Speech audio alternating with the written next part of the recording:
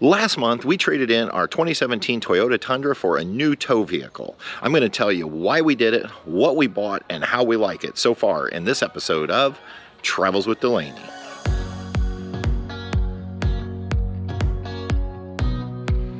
Welcome back, everyone. My name's Patrick, and I am so glad you stopped by today. We love RVing, and it has provided us the freedom and independence to get out and see the country. However, there's times where RVing can be just a little frustrating, and that's why we started this channel, Travels with Delaney, over 5 years ago. We just wanted to share our 17 years of RV experience to try to make your RV experiences a little less frustrating and a little bit more fun. Now, today what I want to do is talk about our brand new tow vehicle. So if you've been following our channel for any length of time, you know that we have been hauling this 2020 Lance model number 1985 travel trailer for the last 2 years, utilizing a 2017 Toyota Tundra Limited. Now, that truck was wonderful. Plenty of power, plenty of braking, worked really well. The only real problem with it was the payload capacity. We were basically maxed out on payload capacity the minute we put the trailer onto the hitch of the truck, which meant we just really couldn't take any cargo in the bed of the truck. So lots of camping trips where we didn't get to take our e-bikes or get to take our propane fire pit or anything else that we might want. Also meant we really couldn't have water in the RV for going down the road, and we just came to the conclusion that we needed to upgrade to a 3/4 ton truck so we could have the payload capacity that we really wanted. And so we began looking at our options this summer. Unfortunately, Toyota does not make a 3/4 ton or a 1 ton truck, which meant our only option was to look to one of the big three. And originally we were looking for a used truck, but with the current economy the way it is and the truck market, we ultimately decided the best value would be to buy brand new. But that brought up a whole nother issue, and that was actually finding a truck.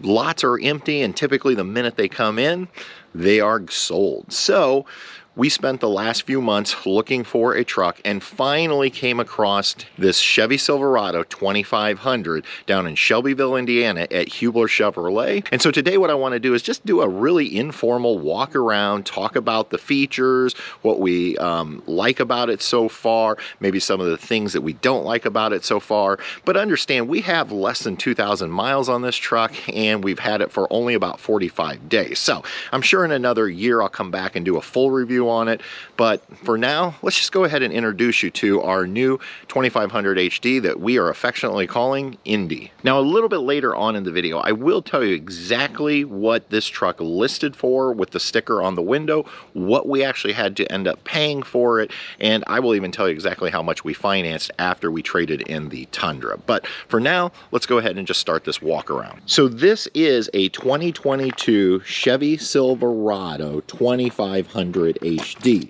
Now, this is what they refer to as the double cab.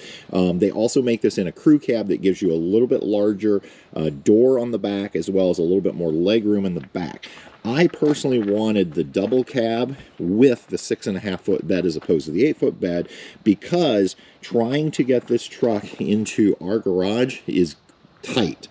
We barely were able to get our Tundra into the garage, and I knew if we went with the crew cab or the 8 foot bed, there was no way this would go inside, and I really prefer to park it inside. This, in terms of a trim package, is the LT package. Now, we were looking for either primarily a custom or an LT. Now, the LT is just one step up from the custom trim package. Now, this comes in two different engine options, and let's go ahead and pop this engine. Your two options are either a 6.6 liter gas engine, or you can get the Duramax diesel. Now, I wanted the gas engine, and I know there's going to be a lot of people saying, oh, you should have went with the diesel, but for what we're doing as far as towing purposes, both today and even in the future if we upgrade, we felt like the gas was what we needed, and with the current fuel prices and diesel prices, we just felt like this was the way to go. Now let's talk fuel mileage. Now, like I said, we've only driven this about 2,000 miles, so we don't have a ton of miles on it. But so far, unbelievably, this is getting a little bit better gas mileage when we're towing our trailer. I was getting upwards of 11 miles per gallon towing it here in Indiana and Ohio, where it's fairly flat. But our Tundra typically was lucky to get 10.5 miles to the gallon, and honestly was probably closer to 10 miles to the gallon. In terms of just everyday driving though, so far this is doing a lot worse than our Tundra. I'm seeing anywhere from about 13 to 14 miles per gallon driving around town going to work, where with my Tundra I used to be able to get 17 to 18 miles a gallon with that same type of driving. Now you'll see the Z71 badging here on the side of the truck. That was actually an upgrade that came on this truck, but honestly it's one of the few upgrades. For the most part, this is a pretty standard LT model. There was about $2,100 in upgrade, and of that, about $600 of it was for a sprayed on bed liner, which I'll show you here in a moment. It had the Z71 upgrade. It also had the transfer case so that I can put the truck into auto mode, so if it does get into situations, the truck will sense it and put us into four-wheel drive. And also it came with the remote start package. So there's not a ton of upgrades, so what you're going to see is pretty standard on this LT package. Now as we look at the outside of the truck, I have to tell you, one of the things I really like are these built-in steps. It allows me to easily access the bed, and they, on the 2500 and the 3500, they put them both at the front and the back, and they're all the way around. So it just makes getting into your truck bed a lot easier. And this does set a little higher because it is a 3/4 ton truck. Now, they have the upgraded tailgate. This is just your basic tailgate. It does have the rear view camera built in, but I really like this feature. This is a locking tailgate. The minute you lock your truck, your tailgate is locked, but it has the soft release, which I really like, something that we had in the Tundra. I have the bed fairly loaded, but you will be able to notice here, it did come with the sprayed on bed liner, which I believe from the factory was about a $600 upgrade, which I believe is probably a really good deal compared to if I would have had to done it after market. So I was really glad to have that. Like I mentioned, this is the 6.5 foot bed. Now these trucks come prepared to tow. You can see we got our hitch right here. This is an upgraded hitch. I actually have to use the reducer for our weight distribution hitch. And then we have our 4-pin and our 7-pin connector right here. Now with the LT, it does come with the shiny bumpers. If we had went with the custom, it would have came with the painted bumpers. I kind of wanted the painted bumpers, but now I really like the look of this. The black lettering back here does not come on the truck. This was actually something my father bought me as a birthday gift just recently, and they just stick on. He bought them on Amazon, and those work out really well.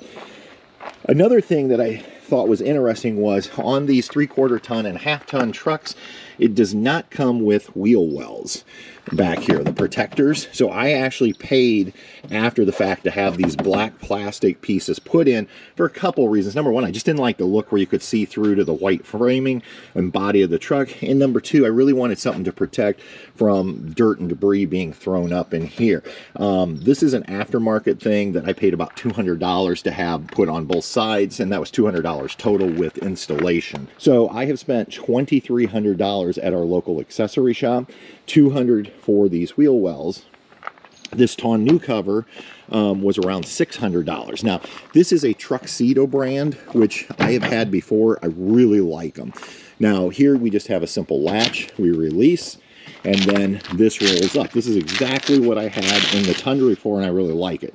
One of the reasons I like this over a folding tonneau is you can roll this all the way to the back, latch it, and that way you have full access to your bed if you want to go, buy a piece of furniture or something and haul it. On my first Tundra, I had a tri-fold, and the problem was you could only fold back to the last third, and then if you needed the full bed, you would actually have to remove the entire tonneau from the truck. The downside to one of these is if you need something from back here, you have to end up rolling this thing all the way back. So Truxedo came out with this version called the Deuce, and when I saw it, I knew I had to have it. You'll see right back here, there's a little latch. All I have to do is push that latch, and the back third is actually a folding, And so now if I need to get a tool or something, I can easily access it without rolling the entire tonneau back, and I can put this right back into place just like that. So about $600 there. Now this truck sets really high, and it was funny, for the first week we had no running rails and we had a hard time getting in and out of it, so we did add these Enfab aluminum rails with the built-in steps. I like this version. There's all kinds. You can get the full steps, that type of thing. We just kind of like the individual steps, and they really help in terms of getting us up into the truck. Again, about $600 there. And I believe the last thing we did on the outside of the truck was we actually paid to have the entire truck underbody sprayed and rust proof, because we do live here in Indiana and lots of salt and sand gets put down in the winter. This is a truck that we are planning to keep for a very long time, and so I just really want to protect it. One more thing I will mention is I do like the fact that I don't have to use any extra mirrors. With my Tundra, I use clip-on mirrors, but with this, it has these oversized towing mirrors. The top part is a traditional mirror. I can control it from the inside electronically. The bottom is kind of a curved mirror. It's going to help with the blind spots. So I have a nice big mirror on both sides. The other nice thing is if you need it, you can actually slide those out just to give you a little bit wider view. Now, with our Lance, we don't even need to put these out. This gives me plenty of viewing, but if we ever do upgrade to a larger trailer or fifth wheel, that is going to be nice. Now, before we jump in, I'll show you a few things. This truck came with power windows, power door locks, and that was standard. Also, I can control the top side view mirror on both sides right here. There is auto down on all four and a auto up feature just on the driver's side. I really wished, I don't know why manufacturers don't do this, I really wish they'd put the auto up on all of them, but it was nice that that came standard. Now right here you can see we have our trailer mode, where I can just twist this to put it into a trailer haul mode. Right below it is where I can adjust two-wheel drive, 4 low, 4 high, and then again there was an upgrade so that we have this auto feature that if in the winter, I could always just set that to auto and it will kick in if it thinks it needs to kick in. Here we have controls for our lights, and so I can adjust brightness, and I also have a light on the bed of the truck that I can turn on. Your parking brake is just a push button style. I've never had one of those before. I've always had it where you use your foot and push it in, but it's just a push button, push it there. On the steering wheel, it's just your basic steering wheel. This isn't a leather wrapped or anything like that, but I do have some controls. I can control my cruise control from here. I can control my display and the built-in cell phone there. And when I say built-in cell phone, meaning my cell phone connected to the stereo. Originally, I didn't think there was any audio controls, which I was kind of sad, but after a couple of days, I was feeling back behind the steering wheel, and right back here on both sides, there are paddles, and that operates your channels, and the other side operates your volume. Now, from the custom that we were looking at, there's a little bit of upgrade, I've been told. Number one, you see things like this, the stitching style look, and even this fake wood grain here on the side.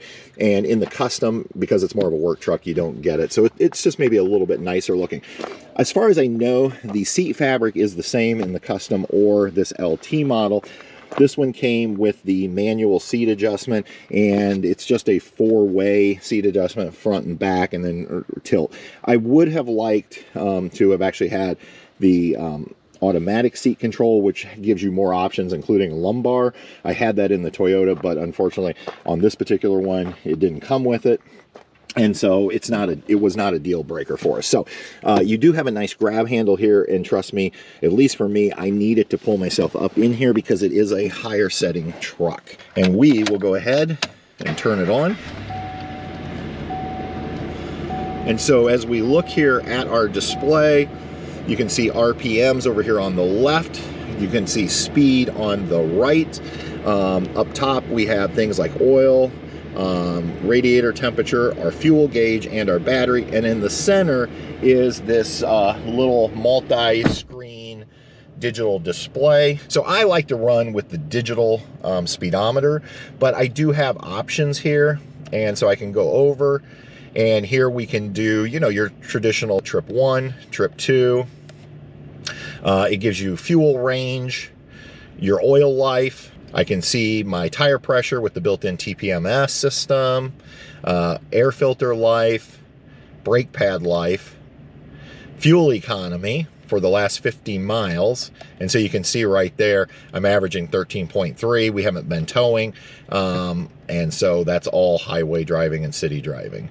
And transmission fluid. And so you can just see, and there's your trailer brake. Now, I will mention, I love it because this is just like my Tundra. It has the built-in trailer brake. I actually like where this is located. On the Tundra, it was up over here. Here, it's just really accessible to where either one of us could reach it if we needed to. Like if I wanted to ask Patty to adjust my gain, it's right there. So it also has right down here, the compass shows we're going northwest. It has our total mileage, and it also lets you know that you are in either two-wheel drive, four-wheel drive, whatever.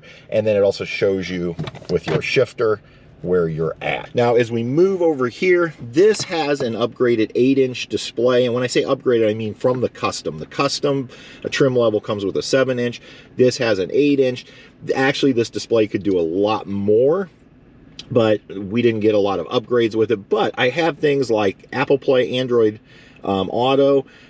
As far as the audio goes, we have, you know, AM, FM, Bluetooth, but we also have the Sirius XM in here as well. And if I go back to the home button, there's a few screens here. Like I said, here's our rear view camera. Tailgate is currently down. But I do like the fact on the rear view camera that I can either be in this mode where we get the lines to give us an idea how close we're getting to something, but there's also a trailer mode where it puts a single line from your hitch, and you can see it will bend, so as I'm backing up, it will help me to align. And I have to tell you, already I'm loving that, because it's just so much easier to back the trailer up to hitch it, or back the truck up to hitch the trailer up. You have your phone. This does have the OnStar in it. We're on the free version. I doubt we'll actually extend that. This is not something we really need. The rear view mirror is just a basic manual, so nothing fancy there. And down here, as far as controls, now the climate control is single zone manual. We have to set it. Here's our buttons to make the adjustments. And so this is about as basic as you get, a single zone. And then down here we have things like descent control, which is one of the upgraded features with the Z71 package. I can drop the tailgate from inside, our emergency flashers, and traction control, turning it on and off. Right here you do have a USB-C, which I love having that in here, plus a USB-A, and then we also have one 12-volt plug. Now, one of the upgrades I would have liked to had was the built-in 400-watt inverter, in which case there would have been a 110 plug right here, as well as one in the bed, but this particular truck did not come with it, and so that's why that is empty. As you look across here, you can see there is a small storage area up top, as well as a bigger glove box down below, and that glove box can actually be locked, which I really like. And then there is the passenger seat. I should mention right here, there is a little bit of a storage space down in here. So, I mean, you could set something, and they do have like this little rubber grippy tray in there. As far as the seat goes, this is a bench seat, and it folds down, so we can actually lift this up. We could bring a third person, possibly a small person, or the puppies could ride up here if they want. But we prefer to have it in the down position. You have two cup holders here, a couple little trays, but this does open then with some shallow storage. Nothing like we had in the Tundra, but it does work for what we want. But down here, you might be able to see is a little tray down here. That is an aftermarket tray. Okay, I bought this on Amazon for less than $30. It just sits in there. But what it does is it gives us a couple more cup holders. And so I'm able to put my trailer's TPMS system right down here. It works well. And then I can set things like glass trays, things like that down there. So that was just a nice little add-on from Amazon. Now, let's go ahead and get out of the truck, and we'll get into the back. And I will show you right here, you do have some built-in storage. I have my gloves and some towels and mints and, you know, just things like that right there. So I did go ahead and upgrade already the floor mats. These are the WeatherTech liners. I just love the WeatherTech liners. So we have those in the front and the back. I paid for those aftermarket. Another upgrade that I did was in the truck. Now you see this is the double cab, the back seat. It's just a bench seat and it's split. So here we have the bigger section and then we have that smaller section over there. But there was no storage under here. This was just all open. So this is a WeatherTech Tub made for this truck, and it just literally sets in here. There is one strap over there that you just kind of Velcro around something to hold it into place. But this way, if we do want to store things like, you know, maybe our umbrellas, you could throw that down here. And so I just kind of wanted that. The other thing is your air conditioning is right here. We have vents down below.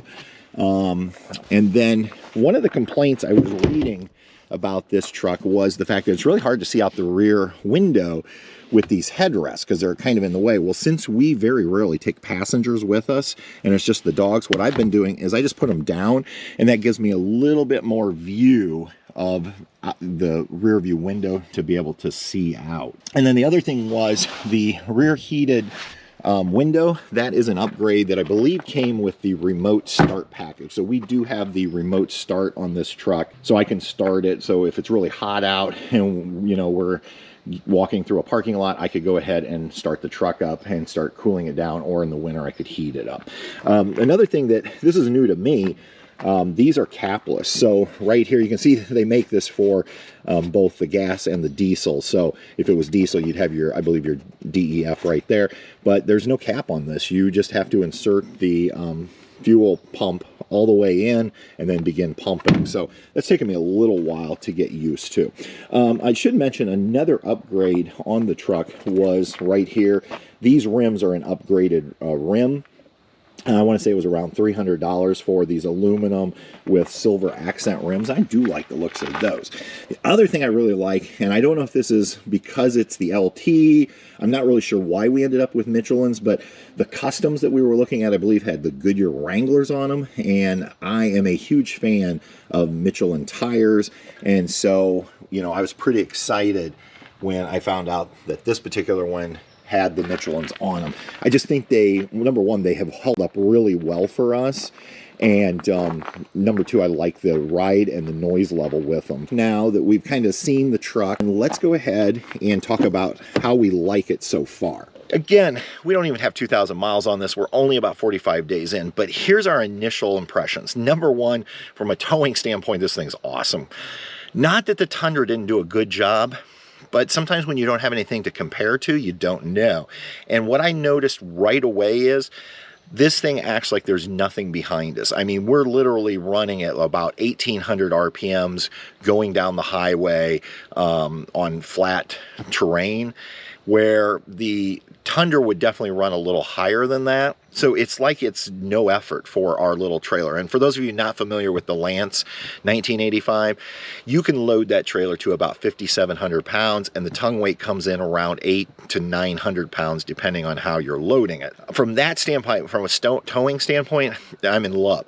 The other thing is with the weight ratings on this, you know, we have a payload capacity from the factory of about 3,400 pounds. Now, we know that's less since we've added accessories and things like that, but it's still a massive payload compared to our Tundra, which was like 1,300 pounds.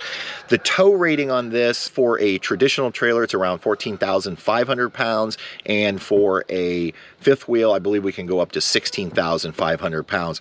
We are talking down the road about going back into a fifth wheel, but we're not looking at a big fifth wheel like we used to have. We're looking at something under 30 feet, which means this thing will be perfect for towing that. As far as the ride and comfortability, honestly, so far, we're really happy. It sets really well. The seats are comfortable. Again, we don't have as many adjustments as we had in the Tundra. There's no lumbar support, but so far, that has not been an issue for us. It seems to be quieter than our Tundra, meaning here in the cab when we're going down the road, we have just noticed that it seems to be much quieter, which means we don't have to talk as loud to hear each other. And honestly, I don't know for sure, but Patty feels like it's a smoother ride. And again, some of that could be with the trailering, that this thing just, it's built so well for trailering purposes compared to the Tundra that maybe that's why. So overall, we are very happy with this. Now let's go ahead and let me show you the sticker for the actual truck. So right here is our price. Oops, $48,200 was the base price, and then we come down here to the options on this truck. The sprayed on bed liner, $545. The remote start package, which also includes that rear defrogger, $525. The Z71 package was $525, and that includes off-road suspension, twin tube shocks, hill descent control, skid plates, all-terrain tires, and those Z71 badges. We have those aluminum 18-inch wheels with silver accents, $300, and the AutoTrack 2-speed transfer case, $200. The rear axle on this is 3.73, gross vehicle weight rating of 10,550 pounds. So that was $2,095 in options, bringing the sticker price on this truck to $52,090. Now, as most of you know, a lot of the dealerships today are adding on an additional fee called market adjustment. We saw market adjustment prices anywhere from $1,000 per truck all the way up to, at one place, $15,000 on a Chevy High Country, which is their high end. We intentionally were looking for places that were not adding on the market adjustment, because part of the problem is if you pay a market adjustment and if the economy goes down and we go into a recession, car prices are going to go down, which means you are going to be upside down in your vehicle. And so I did not want that to happen. And so luckily we found Hubler Chevrolet in Shelbyville, Indiana, not doing any market adjustments. So they actually sold me this truck for the $52,090. Now, in terms of our Tundra, they ended up giving us $27,000 on trade, and we had some positive equity in our Tundra, which meant and I should mention, Hubler also found us two $500 rebates from General Motors. One was a $500 rebate for being educators, and the other was just a promotion that they had going on that initially we thought had expired at the end of July, but Hubler put the code in and it was still working. So they took another $1,000 off. So in essence, with our equity and then adding in the Indiana sales tax of 7%, we ended up financing $48,000 for this truck. We ended up doing a 75-month loan, which brings our payment in, I believe, around $730 a month. I also will add in, we ended up getting 3.49% interest, which for that term I thought was a really good rate, especially with interest rates right now being a little bit higher. Now, if you're curious more about the towing capacity on this and the weights and how all that works, I actually did a video recently where I broke down the weights of this truck versus our Toyota Tundra, explained how you can figure out the weights on your tow vehicle, and I'm going to go ahead and I'm just going to pop that video right up here for you so you can watch it next. And until next time, everybody, thank you so much for stopping by, and we'll see you on down the road. Good night.